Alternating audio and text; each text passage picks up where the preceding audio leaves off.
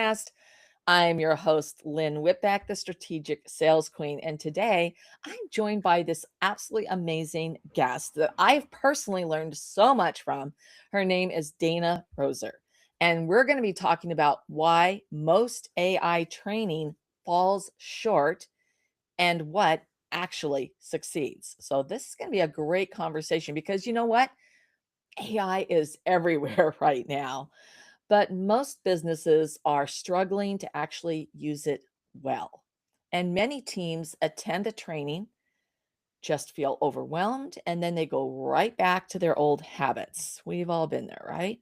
And so Dana is really going to be sharing why that happens and what actually works if you want AI adoption to stick. And I would like to remind you, if you love the episode, you love the show, I invite you to subscribe. It costs nothing to subscribe. And while you're there, leave us that 5-star review.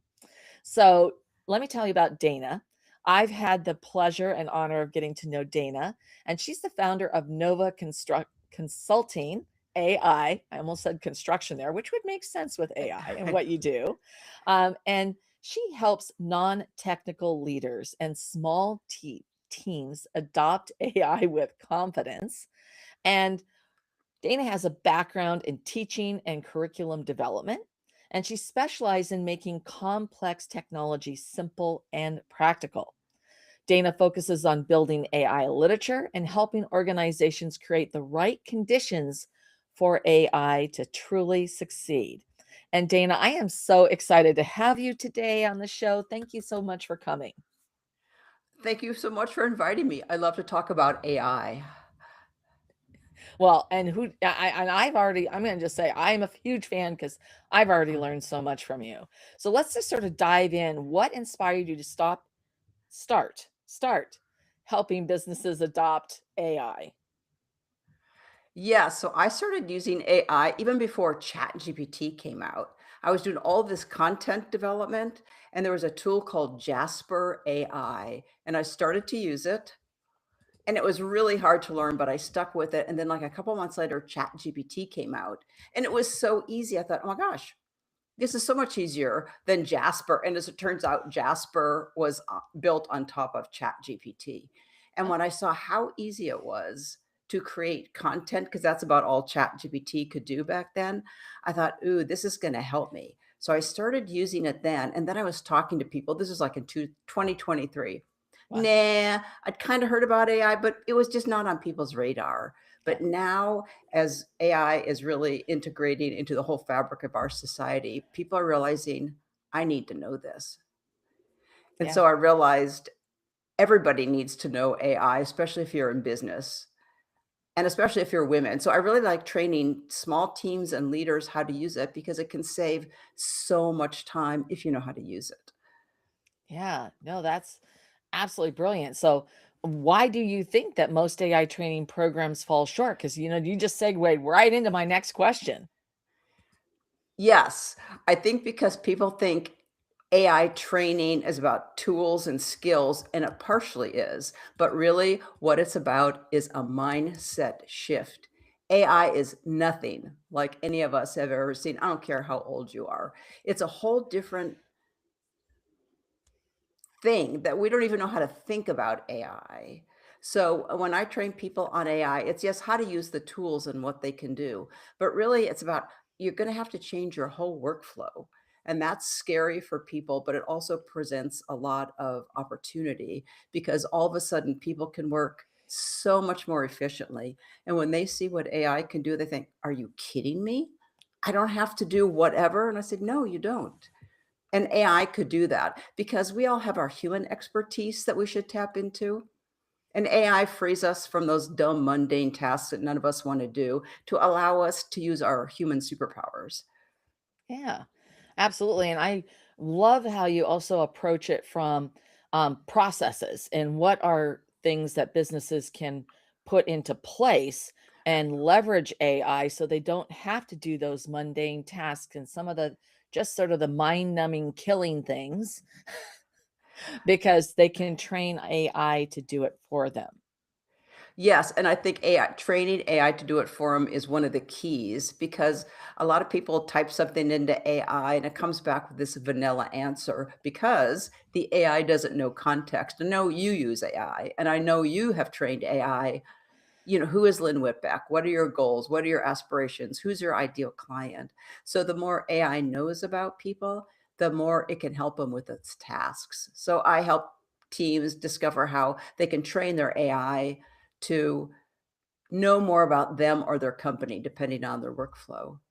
And then I've also noticed this. So as I started to work with more and more teams, some companies were successful with AI adoption and some weren't. So I began to see this pattern. So companies who have AI adoption stick, like have these 5 components in place. And first is at the core is AI literacy, because until you understand what AI can do and how it can help, you're not going anywhere. Yeah. So that's like the core. And then there are these 4 environmental factors. And it could be whether you're a solopreneur or a company. So you have to know AI. There needs to be an AI spark, somebody who gets the ball rolling and keeps it rolling, whether that's you as a leader or somebody on your team. There needs to be leadership support. It's not just buy an AI license for everyone and call it good. No. The leader has to know how to use AI by themselves and also encourage their team to use it. Because if they're not using it, how can they encourage their team? Yeah. And then a third environmental factor is a safe space. A lot of people I've worked with are afraid to use AI. Are we going to give away company secrets? Or I don't feel safe experimenting because I'm going to get in trouble. Or I'm learning AI because it's going to take my job. So when people don't feel safe, they're not going to use AI. And then the last environmental factor is peer learning, because a lot of businesses work in silos and we all need to learn from each other how to use AI because this is brand new. Yeah. So I walk people through like the 5 environmental factors you need to have in place to really make AI adoption stick. Yeah. No, I mean, that is I love everything you just said on there, and that is so true because I'm hearing a lot of that, like AI is going to steal jobs. But the thing is, it's actually creating an opportunity for us to be doing higher level work. And I mean, that also leads in. I'm going to cut you off because I'm going to go to my next question, and then you can answer that. But what's the biggest mistake leaders make when trying to introduce AI to their teams? Because that sort of leads into those 5 things that you just told me about. Yes, and it depends what problem are they trying to solve with AI? So why are they even introducing AI in the first place? Is it because they know they're supposed to? Well, what's that mean? What business problem is AI going to solve for you? So I think leaders need to make that clear. We're going to learn AI because it's going to help us do whatever the leader thinks it's going to do. And then it's so important for the leader to model using AI. Here's how I've been using it. Here's what drives me nuts. And also, I'm going to give you time to experiment with AI. Maybe every Friday from 12 to 1, it's AI time at the company. Yeah. Yeah, no, that's a really good suggestion because, um, just turning people loose, doesn't work. And then don't have a set process and you don't have all the things that you talked about with those 5 things that you need to have so that AI can be successful in the team. So you also talked a lot about the human side. And what does that mean, the human side of AI adoption? Humans need to learn to work differently because you've always worked, let's say, a certain way in your job. And then AI it can't take the place of your job, but it can free up certain tasks for you. And I'll just tell you one task that I had AI do for me. I had to go out and find some email addresses. So here's what I could do. Like, how long would this take you? Put the name of some new contacts into a spreadsheet, find their email address, paste them in, right? It's tedious, but it needs to get done. So you can train an AI how to do that now. So it can put the names in your spreadsheet, it can find the emails, and it can put them in your spreadsheet for you. So that's just one kind of task that if it frees up time to do that, then all of a sudden your brain is free to do other things. Yeah. No, absolutely. I mean, I was working on a spreadsheet this morning. for something. It's So that makes a lot of sense. And those types of things, they're incredibly tedious and they're very time consuming. And you're not actually it's literally admin type mind numbing, brain numbing work. But somehow it has to be done. So I love this. So what if in your job, yes, it takes time to learn AI, but once you do, oh my gosh, the time, let's say it takes 2 hours to learn the process, but it's going to save you 100 hours over the course of the year. And when you learn new AI skills, it just increases your confidence and your capabilities. Yeah. Absolutely. That is so true. I mean, I love that human side of this. So, what does successful AI adoption look like in a small team? So instead of, oh yeah, I've used ChatGPT once or twice to write an email, it's people are using it every day. It just becomes a natural part of how they work. So they've learned Okay. how to adopt it, and it takes time, and I think people really need to know that. So I worked with a team, a small team, like a 17 for 6 months, and we had workshops every month and check-ins every other week, and it was a long time, so when I talked to the CEO afterwards, she said about month 4, she noticed the shift that started to take place. It just takes a long time. So I want people to give themselves grace. It's not gonna happen overnight. Yeah. I mean, to make any kind of change or It to learn it any kind of skill, you don't do it well immediately. I mean, this is, I mean, I want us to all go back. This is one of the metaphors that I use all the time, or analogies, I should say. But when we learned how to ride a bicycle as children, you go from the tricycle to the bike with the training wheels, and then you finally get onto the bike. And I don't know about you, but I fell off. I skinned my elbows, I skinned my knees, I skinned my chin for goodness sakes. But I kept getting back on that bike because I knew that when I learned how to ride the bike, without the training wheels, I could go everywhere, you know. In my neighborhood, I could go to the park, I could go back up, I could go up to the school, I could go over to my friend Judy's house. We could be, it was like the freedom. And so, but you don't learn that. Nobody gets on a bike and just rides off, because I think about the Ted Lasso episode where, we've got Jamie is trying to teach Roy how to ride a bike, and Roy's never learned how to ride a bike. Well, at the end of the evening, now this is a incredible athlete. Oh, no, granted, he's a coach now, but he can ride the bike. But he uh, did it. It took hours for him to eh to not be flipping over on the bike. but 100% is such a great analogy because AI, well, part of it is people have ridden bikes in the past so they can help train you, but nobody has used AI. So you Yeah. kind of do have to find somebody who knows AI, but then you're exactly right. You're going to get skin knees, you're going to fall off, and you just go back in the chair and say, okay, okay, that didn't work, but let's try this. And not to give up. And AI is intimidating because it's technology.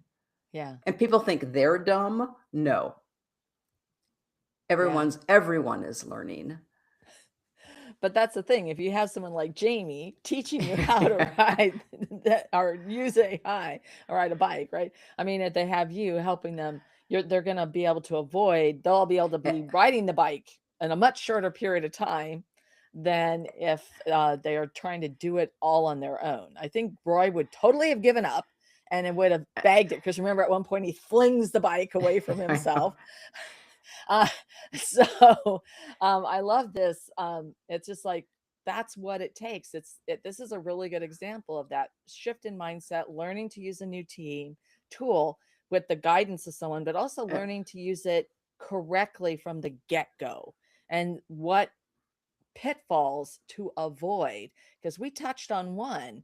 You talked about, well, I'm afraid I'm going to give all our company secrets away. So there are some real pitfalls if you don't set things up correctly to begin with. Yeah, that's so true, and a lot of it is a lot of companies I work with, it's data privacy. So a lot of people don't know how to turn off because a lot of people are using free versions and they need to know how to turn off certain features so they're not giving away company secrets.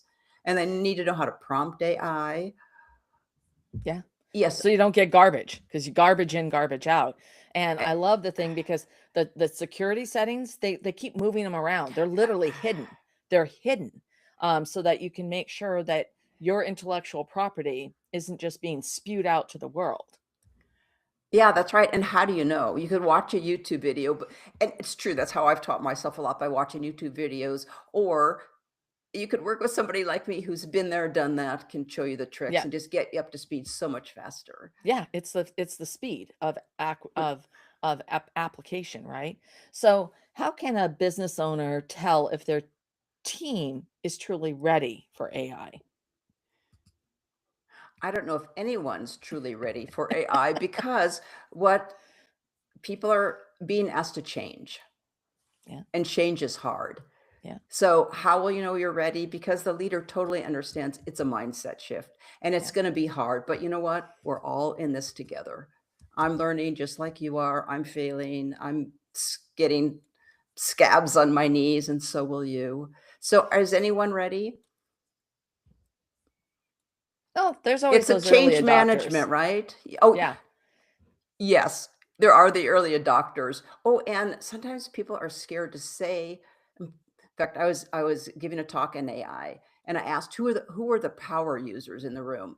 Maybe 3 people raised their hand, but then some banker came up and said, "Psst, I'm a power user. I didn't wanna raise my hand because I don't know if I can use it at work." Oh, So I think people are using it at work, but maybe they're afraid to say they're using it at work. So once yeah. again, it's a leader making their staff feel safe. It's okay to use AI. Yeah, no, absolutely. I also liked one of the things that you just talked about with, I think the better question is, not are they ready? What's a single, but th- this is now past the early adoption phase. You were an early adopter. That's why you've been there, done that, and so far ahead. And tapping into your expertise just gets people there faster, right? But this is something that I really feel that if you don't start implementing and adopting things that are smart, that make sense for your business and your processes and, what you do, um, that you're gonna be left behind. 100%. And as we're moving into this new phase of AI that can actually do work for you, like I talked about, it put names in the spreadsheet, it found the emails, it did that. People are going to get further and further behind. Yeah. Yeah, it's just such a huge time saver, and there's so many different, ways. So let's talk about one simple step that our listeners can take this week to start using AI more strategically. Yes, and here's what always blows my socks off. I was at a conference, so here's what somebody could do. And I have AI on my phone. So I just talked into it. Oh my gosh, I'm at this conference and I just babbled everything I was seeing. And then I asked AI to summarize what I had just said. I thought, oh my gosh, clarity of thought. I never would have seen that. So, one easy way is just to talk to AI and ask it to clarify your thoughts because they're all rattling around in our brain. And that's an easy way to see the power of AI and to see how it can organize things and show you back what you're thinking. That's just Yeah. one easy way to get started. Yeah. And I will tell you, I use that all the time. I Uh, dictate. I've y- named my chat Jerry, and Jeri. yeah, And I have conversations with Jerry all that because I love to collaborate, and because I've trained Jerry on my voice because I've written so much content, created so many things, I was able to upload all that. So it's like it starts with a basis of knowledge. yes, And I also correct it when it uses things that I don't like. Like, no, I would never do that, and I don't like this and I don't like that. Strike that. But it's like it learns. That's the thing. It eh, just keeps, but it helps me like, well, this is what I'm thinking and this is where I'm going and this is what I'm doing. And it's really helpful for me because like even that story I was just telling about um Ted Lasso and the riding the bike. I think I used that in one of my emails because I remembered that story, and it is such a classic story. Is like even in sales, you learn those sales skills. Most people are not just born and suddenly they can eh, sell ice cubes to Eskimos. I mean, which is a phrase my dad used to use, which is sounds, I don't know, I'm probably saying something horrible right now, but whatever, you get what I mean. And so it's like, here's the thing, you know, everything we do throughout our life, from the time we learn to crawl to the time we learn to walk to riding a bike to learning sales skills to learning AI skills, they are all learned skills. Yes. Yes, and you know what? Is that, who was it came up with the mindset? You have an open mindset or a closed mindset. So if you think it can learn and change, oh, Carol Dweck. Yeah. Oh, absolutely. Yeah, I have that, the mindset. I actually have that right here. Ta-da! Yeah. So anyway, so this has been such a great conversation. Is there anything you wish that I had asked you that I have not, Dana? Um, I think people should ask themselves, why aren't you using AI? Maybe people could just ruminate on that. Yeah, absolutely. What's the fear that's What holding you back? yes. Yeah. Is So it Dan, yeah, yeah, go ahead. go I ahead. mean, we're I know talking whether about is it courage, confidence, like what is holding you back? Lack of time for a lot of people, but guess what? It's gonna save you lots of time. yeah. It's like most things when you learn the skill, you have to invest so that you then get all the benefits. So, Dana, thank you so much for sharing why most AI training falls short and what actually succeeds. I know that our audience and our listeners are going to want to know more about you and where they can find you and connect with you. Yeah, so I'm active on LinkedIn, and people can also go to my website, Nova Consulting AI. And if you want to just chit chat, just book a free call. I'm always happy to talk about AI, and there's a big red button on my website to make it easy. All right. That's great. And for those of you who are watching us live, I've added Dana's website and her LinkedIn to the chat. And for you, those of you who are listening afterwards, it's in the podcast notes down below. And I want to thank you, Dana, and to all of our listeners who tuned in. I mean, this has been actually a lot of fun, but it's also been a very informative discussion. And Dana, I thank you so much. I really appreciate it. Thanks, Lynn. This has been super fun to talk about. Thanks for having me. Bye, everyone. Bye.